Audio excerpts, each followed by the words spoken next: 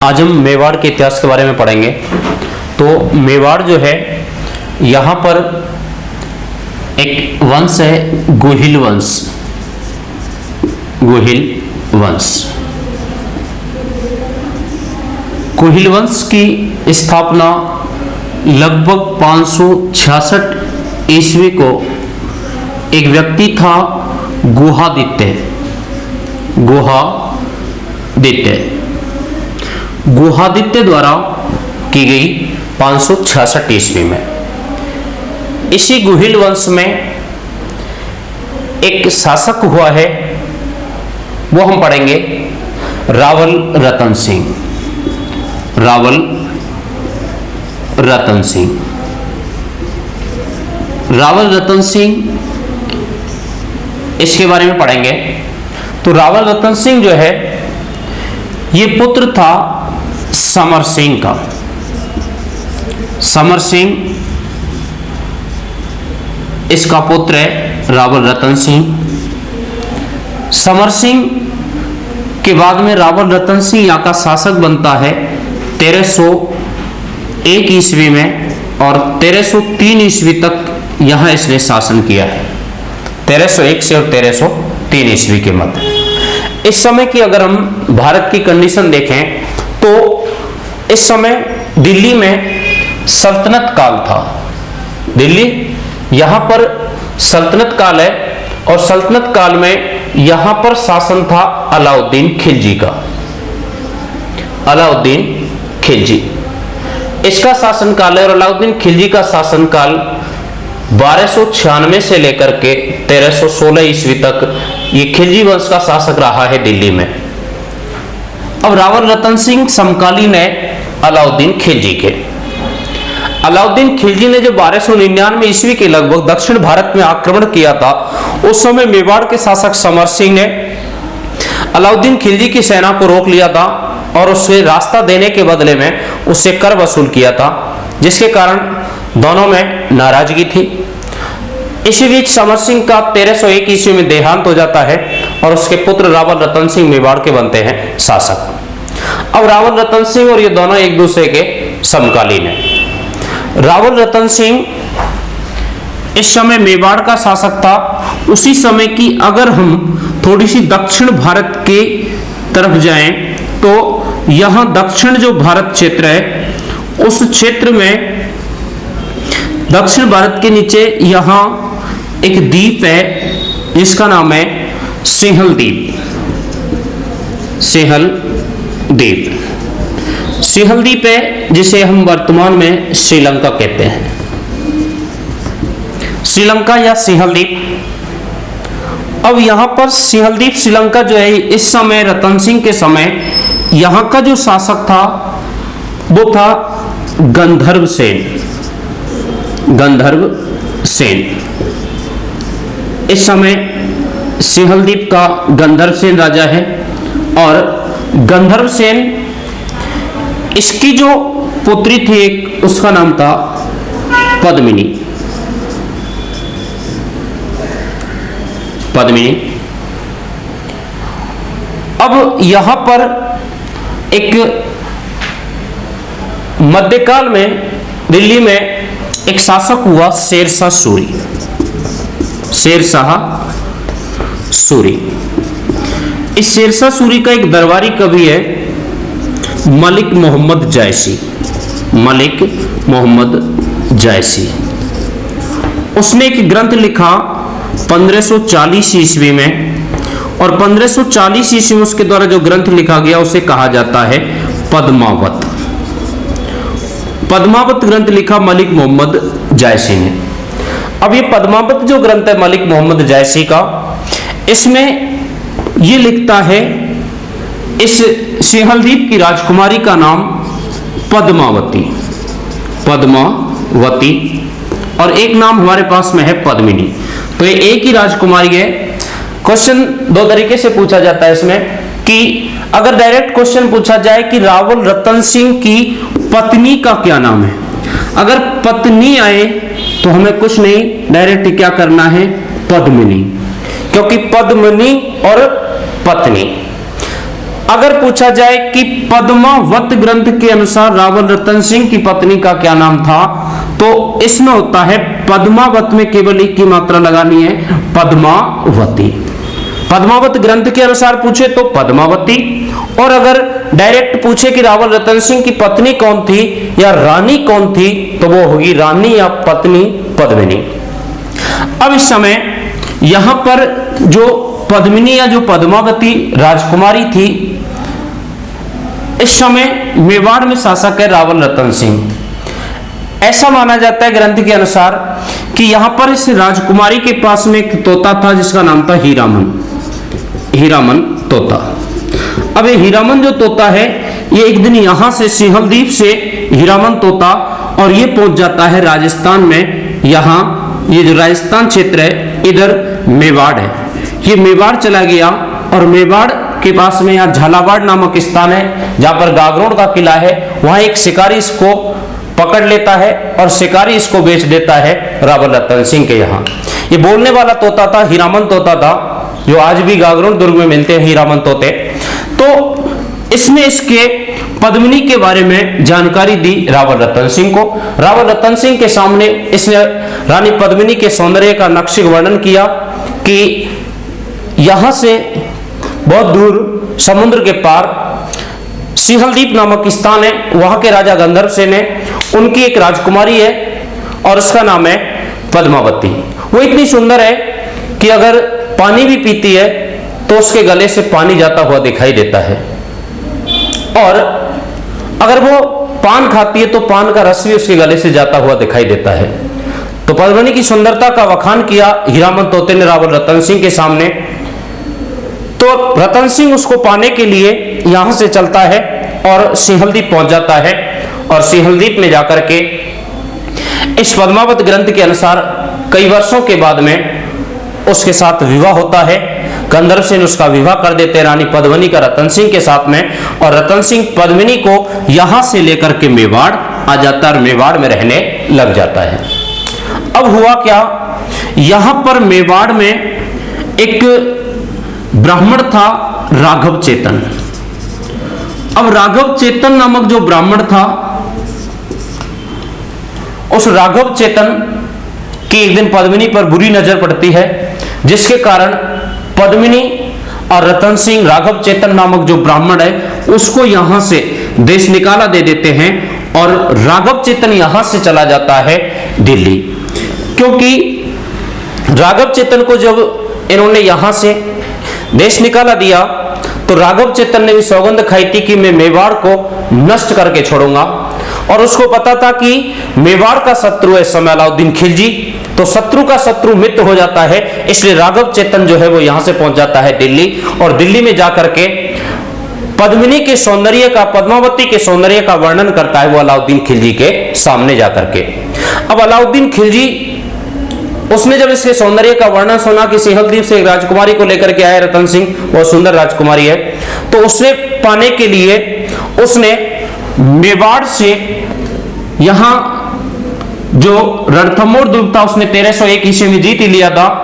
उसने आक्रमण किया दिल्ली से, और मेवाड़ जो स्थान है वहां पर स्थान है चित्तौड़गढ़, और चित्तौड़ जो किला था, ये चित्तौड़गढ़ दुर्ग अधिकार में था रावल रतन सिंह के। इसने चित्तौड़गढ़ जो दुर्ग है उसका घेरा डाल लिया, और चित्तौड़गढ़ दुर्ग का कई महीने तक घेरा डाले रखा, लेकिन इसे सफलता नहीं मिली। अब जब इसको सफलता नहीं मिलती है तो इसने एक योजना बनाई, और उस योजना के तहत इसने एक पत्र लिखा, और पत्र में लिखा कि रावल रतन सिंह को यह पत्र लिखता है कि महाराज, हम यहां कई महीनों से पड़े हैं और हमारी एक इच्छा है कि आप केवल आपकी रानी पद्मावती के हमें दर्शन करा दें, हम उसे देख करके वापस लौट जाएंगे, क्योंकि हम बाहर पहरेदारों की तरह पड़े हुए हैं और आप अंदर आराम से रह रहे हैं, तो इसलिए हमें केवल पद्मिनी देखनी है और हम पद्मिनी देख करके लौट जाएंगे। अब इस बात का जब पत्र गया रावल रतन सिंह के पास में, तो रतन सिंह ने पत्र देखा, गोरा बादल और रानी पद्मिनी थी उनसे चर्चा की उस पत्र पर, तो उन्होंने साफ इनकार कर दिया और पत्र वापस अलाउद्दीन खिलजी के पास भेज दिया। अलाउद्दीन खिलजी को कोई जवाब नहीं मिला उसका कि पद्मिनी जो है उसको दिखाने से इनकार कर दिया गया। इसके बाद उसने फिर दिमाग लगाया और अब की बार उसने कहा कि ठीक है, मुझे अगर आप उसको साक्षात नहीं दिखाना चाहते तो केवल प्रतिबिंब दिखा दो। तो मेवाड़ में चित्तौड़गढ़ दुर्ग में इस बात पर सहमति हो जाती है कि रानी पद्मिनी को एक दर्पण में उसको दिखाया जाएगा।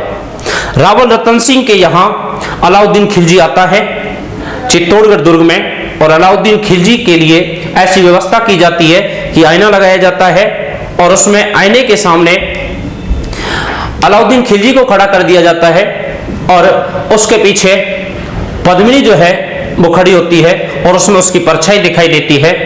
और अब रतन सिंह अलाउद्दीन खिलजी के पास खड़ा था, दोनों खड़े थे, वो देख रहा था और उसने देखा और उसके बाद में उसको रतन सिंह उसने इसको पर्दा जो था उसको गिरवा दिया और अलाउद्दीन खिलजी को बाहर जाने के लिए विदा करने के लिए वो दोनों वहां से चलते हैं।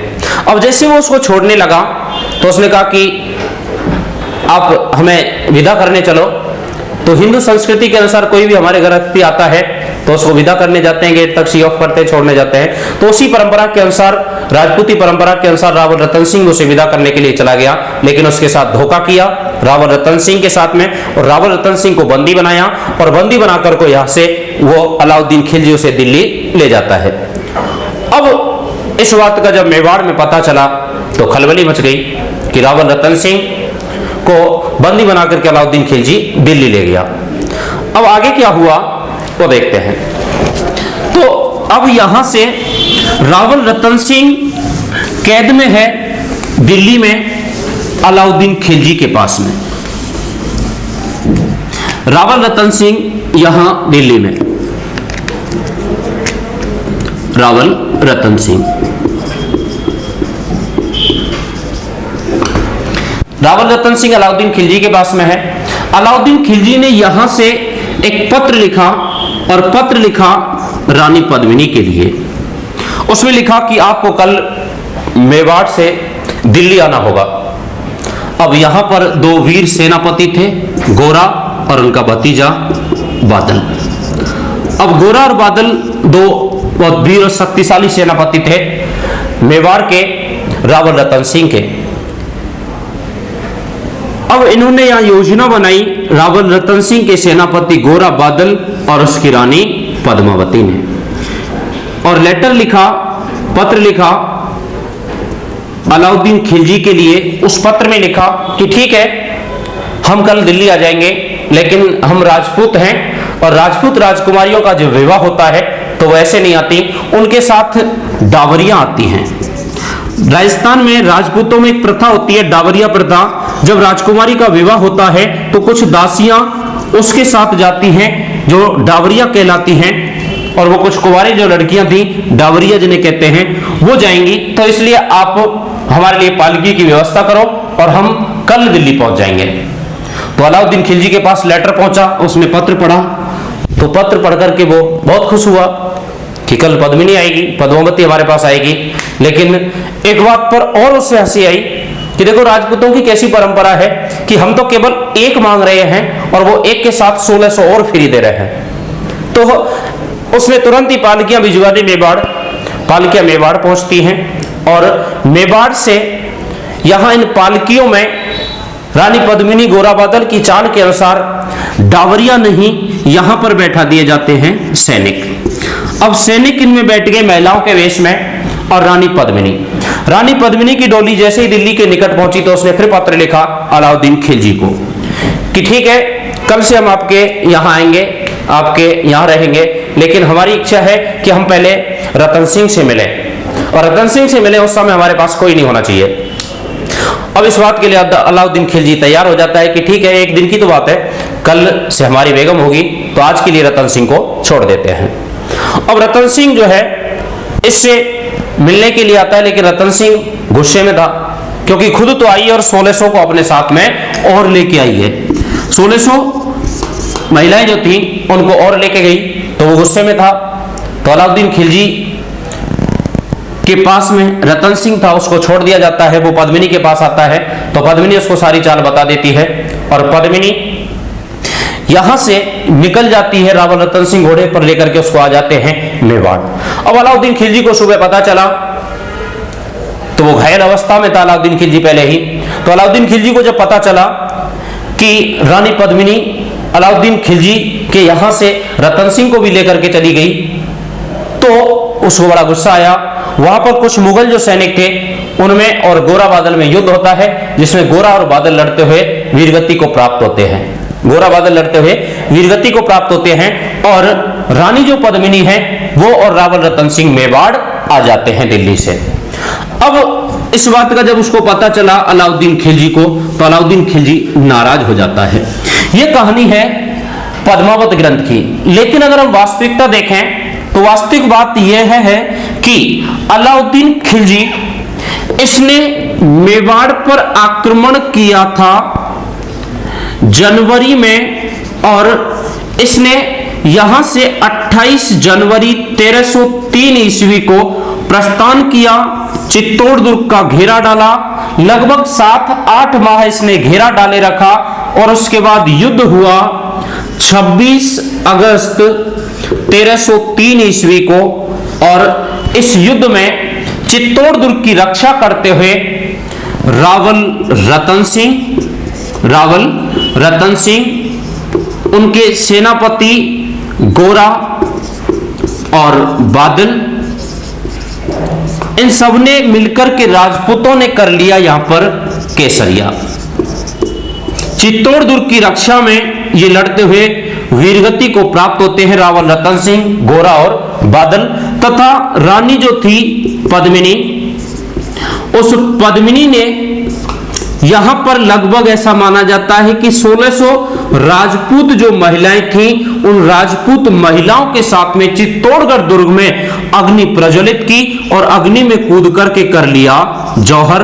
अतः चित्तौड़गढ़ जो दुर्ग है उसमें हुआ साका।